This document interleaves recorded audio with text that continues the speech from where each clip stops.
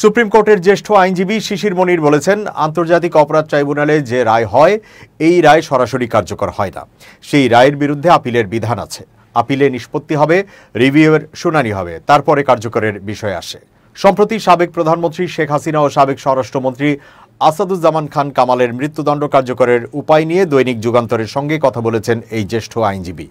শিশির মনির বলেন, যে দুজনের মৃত্যুদণ্ড হয়েছে তারা যেহেতু আদালতে আত্মসমর্পণ করেন নাই, সেই জন্য তাদের আপিল করার ইখতিয়ার নাই।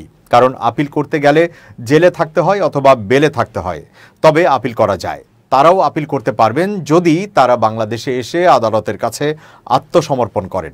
সেই আপিল নিষ্পত্তির পরে ফাঁসি কার্যকরের প্রশ্ন আসে। তিনি বলেন, যারা বলছেন কার্যকর এখনই করে ফেলতে হবে, তারা হয়তো আইনের বিধান সম্পর্কে সঠিক ধারণা রাখে না, যার কারণে এসব কথা বলছেন। তাদের ফিরিয়ে আনার বিষয়ে শিশির মনির বলেন, ভারতের সঙ্গে আমাদের বন্দি বিনিময় চুক্তি আছে, এটা ঠিক, কিন্তু শেখ হাসিনা তো ভারতে বন্দী না, তিনি তো সেখানে রাজনৈতিক আশ্রয়ে আছেন। ভারতের নিরাপত্তা বিষয়ক উপদেষ্টার তত্ত্বাবধানে তিনি সেখানে থাকেন, এটাকে তো বন্দী বলা যায় না।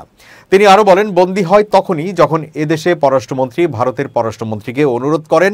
তারা যদি অনুরোধ গ্রহণ করেন, তাহলে তারা তাদের হোম মিনিস্টারের কাছে সেটি পাঠাবেন। তারা তাকে গ্রেপ্তার করবেন, এরপর নিকটস্থ ম্যাজিস্ট্রেটের সামনে নিয়ে হাজির করবেন, করে তাকে জেলে পাঠাবেন। তখনই তাকে বন্দী বলে। ওই বন্দী হওয়ার পরে প্রশ্ন আসে বন্দি বিনিময়। এই আইনজীবী আরও বলেন, বন্দি বিনিময় করতে হলে দুটি কাজ করতে হবে।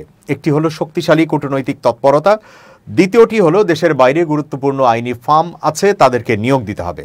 তিনি বলেন, যাকে অন্য দেশ থেকে আনা হবে তিনিও আদালতের দ্বারস্থ হতে পারেন, তিনি তো নাও আসতে পারেন, আদালতে ফাইট করতে পারেন। সর্বশেষ তিনি বলেন, মূল বিবেচ্য বিষয় হচ্ছে আইনের নিয়মের মধ্যে কূটনৈতিক তৎপরতার মাধ্যমে এই বিষয়টি নিয়ে এগিয়ে যাওয়া।